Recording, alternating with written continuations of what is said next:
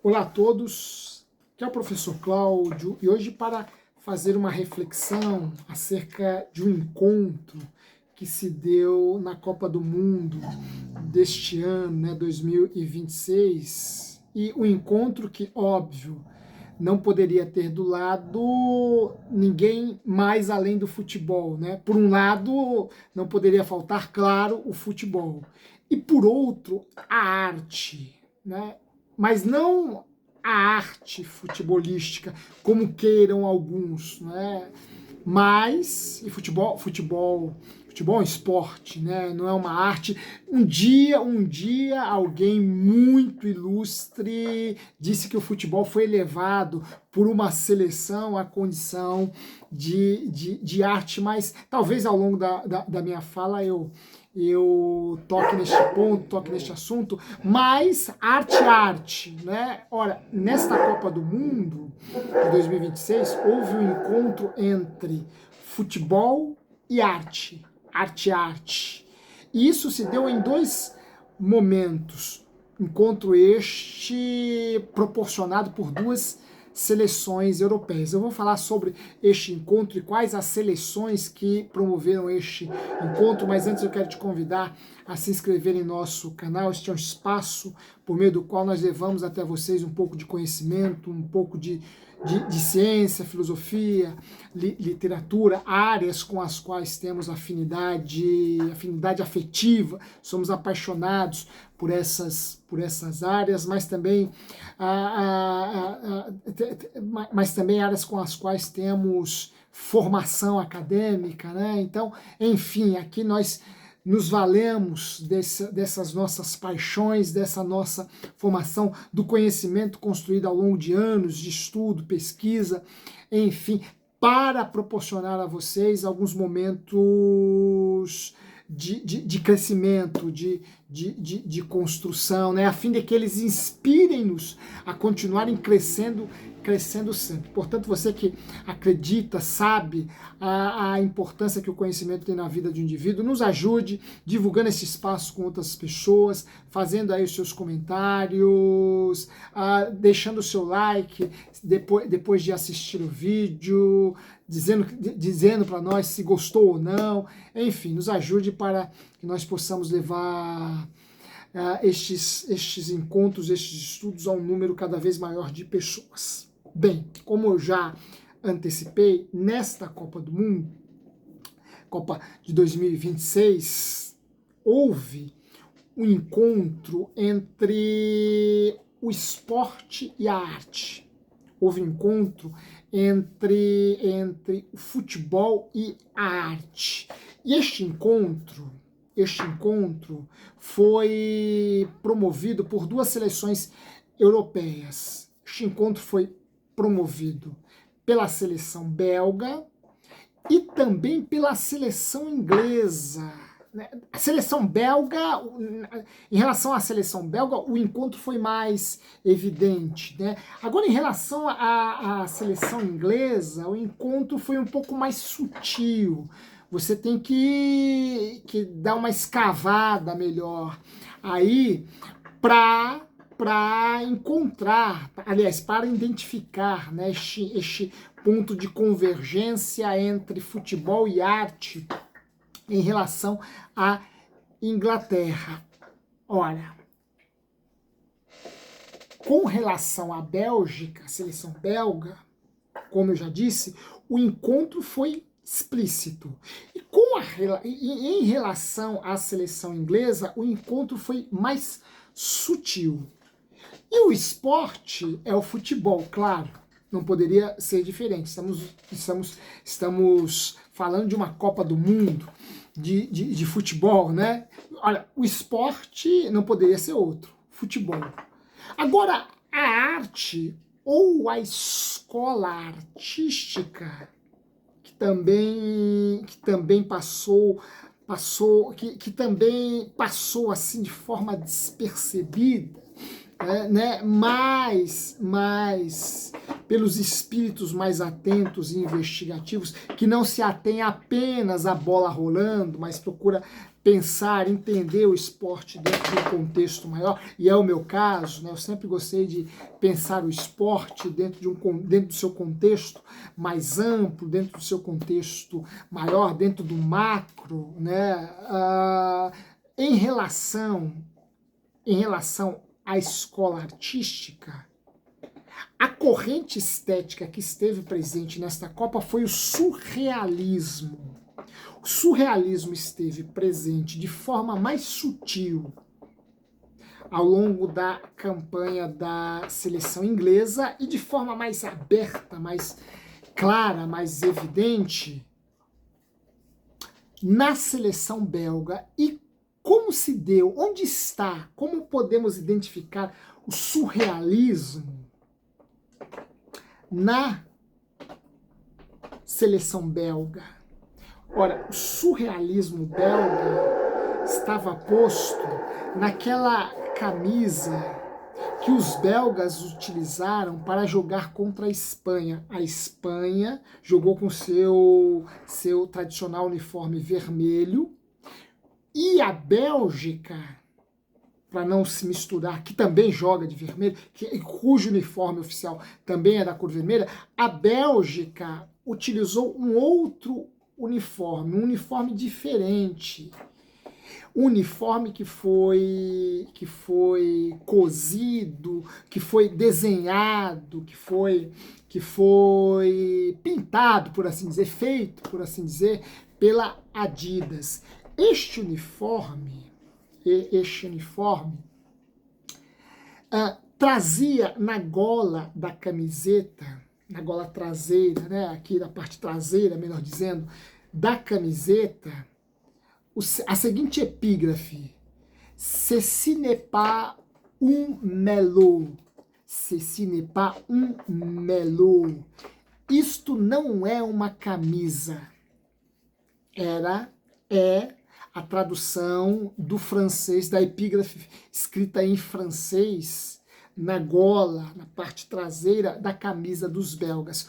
Ora, para quem conhece um pouco história da arte, não podia intuitivamente ser reportado a uma outra corrente, a uma outra escola estética que não o surrealismo. Haja vista que um dos maiores nomes do surrealismo, que também era belga, diga-se de passagem, e aqui eu me refiro a René Magritte, naquele período que vai dos anos de 1928 a 1929, período este em que as representações, a obra do René Magritte foi intitulada de A Traição da Representação.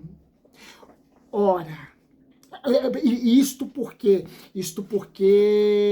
René Magritte, surrealista, que explorou por meio dessa obra os limites, procurou transcender os limites canônicos, por assim dizer, da arte, né? E isto era uma das ambições surrealistas, né? Transcender os limites canônicos da arte. E numa de suas obras, René Magritte pinta um cachimbo e escreve a seguinte epígrafe: Ceci n'est pas une pipe.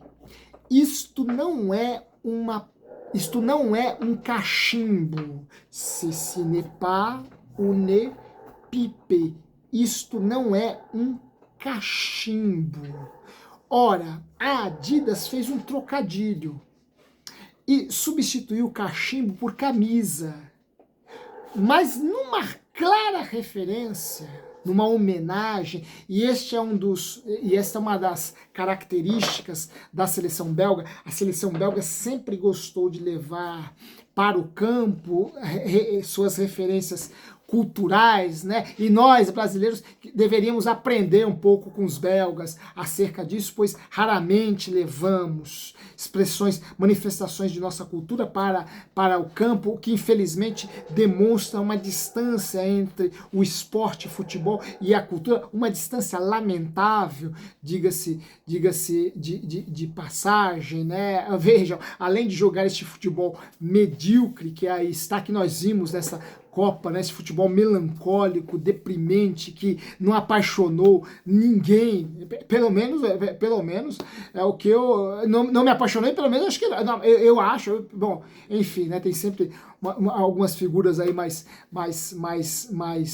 mais frágeis, por assim dizer, que se deixam levar por qualquer arroubo, né, enfim, mas pelo que eu pude perceber, né, no meu entorno e até mesmo nas redes sociais, enfim, eu não percebi, não notei uma grande paixão despertada por essa seleção em seu torcedor, né? Claro, jogando esse futebol pequeno e medíocre não poderia ser diferente, mas a seleção belga sempre gostou de levar para o campo essas suas referências culturais, e nesta Copa ela prestou esta homenagem ao grande surrealista belga René Magritte, e não foi só na epígrafe, mas também nós podemos ver as referências na cor azul da camisa belga, que representa os céus amplos e oníricos na obra de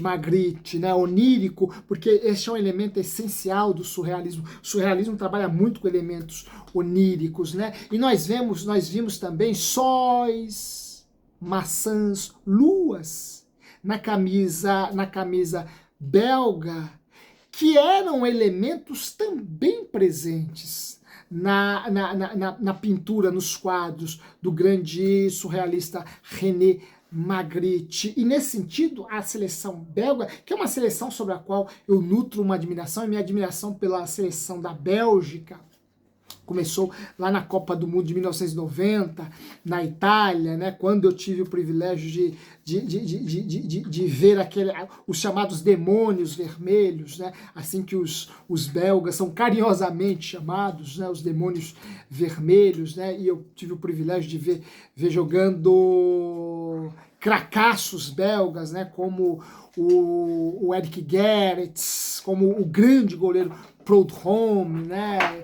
E além de, claro, o cracasso, que era o centroavante da seleção belga lá da Copa de 90, o Chifo, né? Que era um cracasso, né? Chifo era um verdadeiro craque jogando bola, né? E desde lá eu desenvolvi uma afeição futebolística pela seleção belga, e é uma seleção que sempre quando eu entro em campo tem a minha admiração, o meu respeito, e respeito remoçado com essas homenagens que os belgas fazem a grandes nomes de sua cultura, como essa homenagem ao grande surrealista René Magritte. Mas aí você pode estar me perguntando, ora, o surrealismo tá claro ali no uniforme dos belgas, mas em relação à seleção inglesa, onde encontrarmos o surrealismo na seleção inglesa? Ora, o surrealismo na seleção inglesa, como eu já antecipei, é um surrealismo mais sutil. Por quê? Porque, vejam, ao final dos jogos, os jogadores ingleses vão para a sua torcida, isso em cenários de vitória, né? Os jogadores ingleses vão para a sua torcida e eles cantam uma música do grupo inglês Oasis. E o título da música é Wonderwall. Ora, a letra da música, o Oasis, não tem nada de surrealista, né? A música, menos ainda, né? Não há nada de surrealismo ali. Entretanto, o surrealismo, se fizermos um trabalho arqueológico, o surrealismo pode ser encontrado na origem desta música. Porque Wonderwall é uma música que se tornou hit, e eu não sei por quê, porque é uma música, eu particularmente acho uma música muito feia, uma música, não sei como essa música se tornou hit. Aliás, o Oasis é uma banda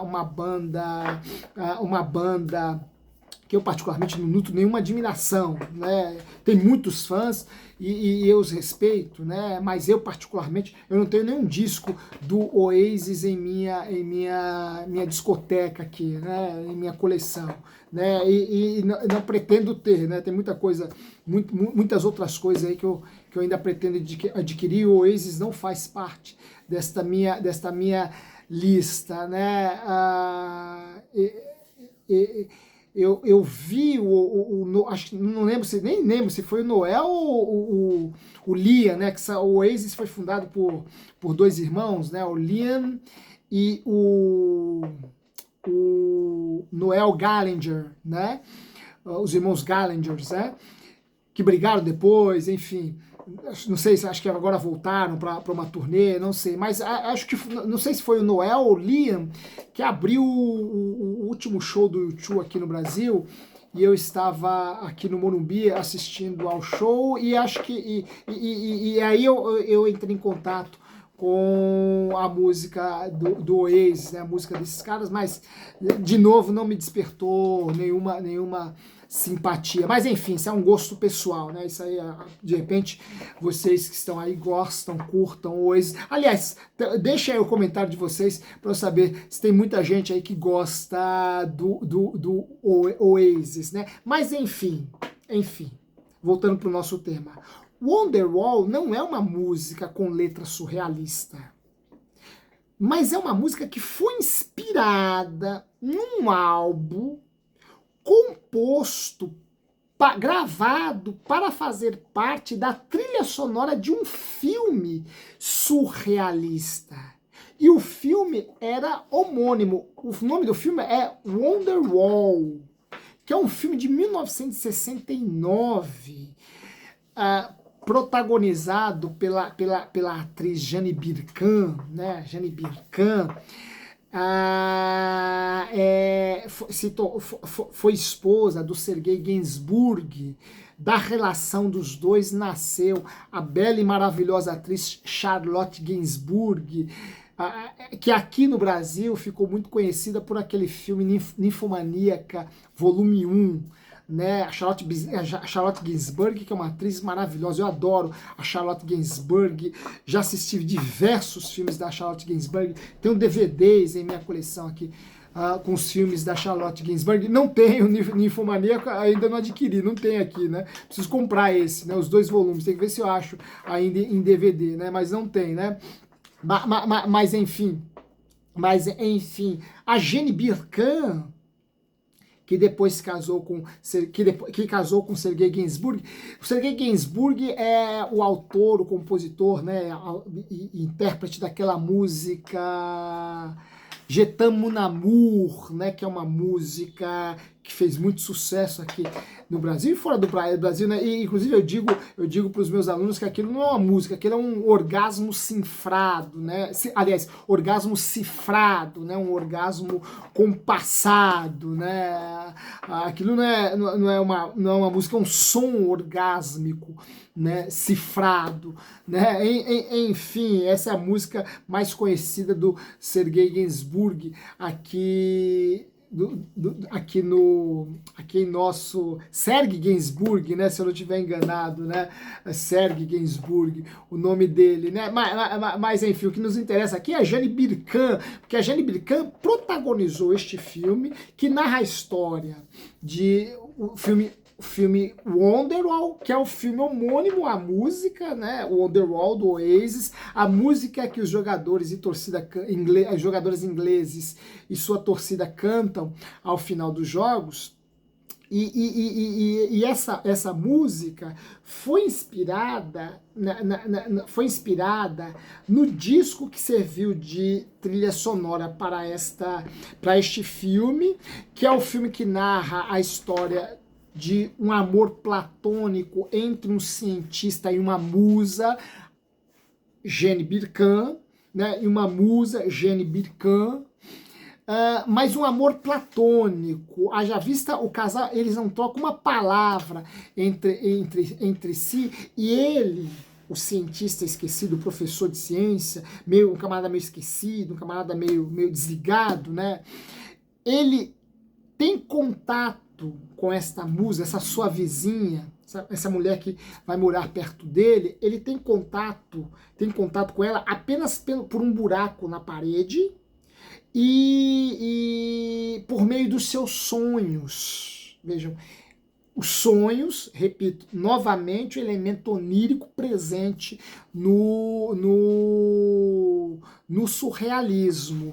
E esses sonhos, essas imagens, são imagens nas quais a gente vê um diálogo entre a psicodelia, né? Inclusive há muitas referências aos Beatles nesse filme, né? Mas aqui nós vemos no filme um diálogo entre o movimento psicodélico, né? A música psicodélica, a estética psicodélica e a estética surrealista, que tinham muito em comum, diga-se de passagem. E quem vai compor a trilha sonora desta música será o Beatle George Harrison, ex-Beatle, né? Agora George Harrison, que vai gravar um disco intitulado Wonderwall Music, que vai servir como trilha sonora para este filme Wonderwall. Inclusive, repito, muitas referências aos Beatles nós encontramos nesse filme. Inclusive, acho que o texto de abertura quem acabou escrevendo foi o John Lennon, né? E este disco Wonderwall Music é o primeiro disco oficial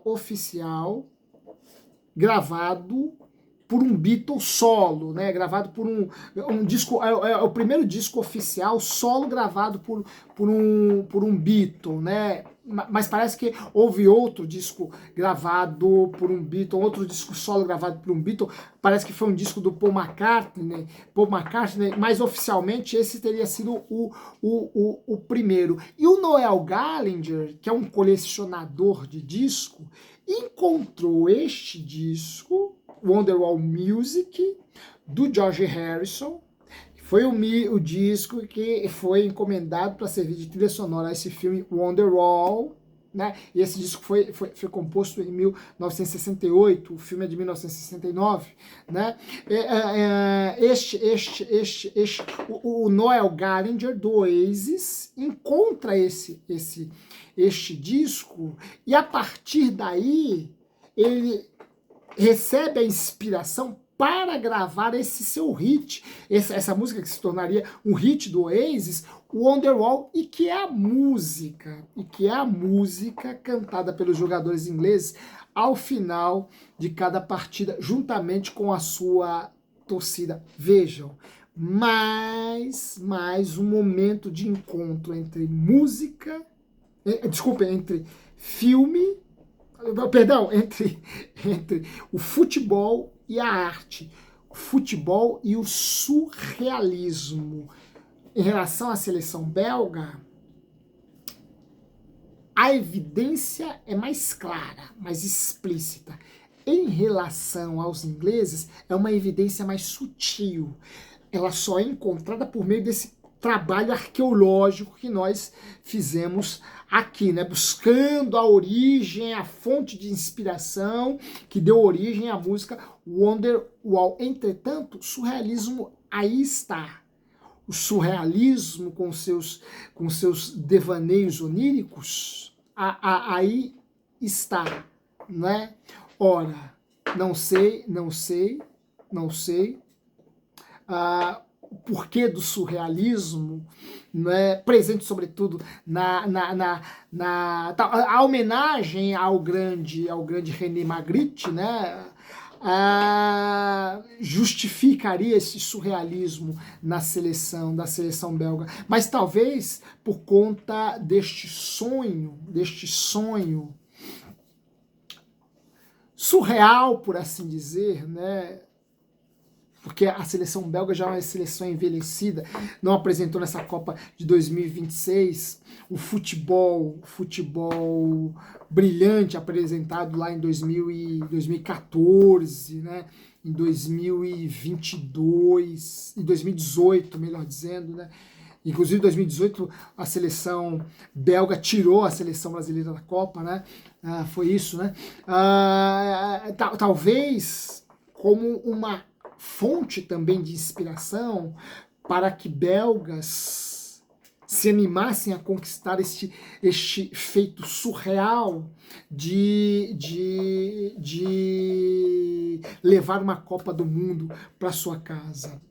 Enfim, talvez, não sei, mas o importante é que esse diálogo entre futebol e arte é um diálogo que me atrai, porque, como disse, sempre gostei de pensar o futebol num contexto mais amplo, num contexto cultural, político, e este diálogo é um diálogo que um dia nós, brasileiros, estabelecemos, não por levar para dentro do campo referências das nossas letras ou da nossa pintura ou da nossa música, mas por termos jogado um futebol tão maravilhoso, tão belo, envolvente, apaixonante, que levou o grande diretor italiano Pier Paolo Pasolini a escrever no dia seguinte a nossa vitória sobre a Itália, vitória por 4-1,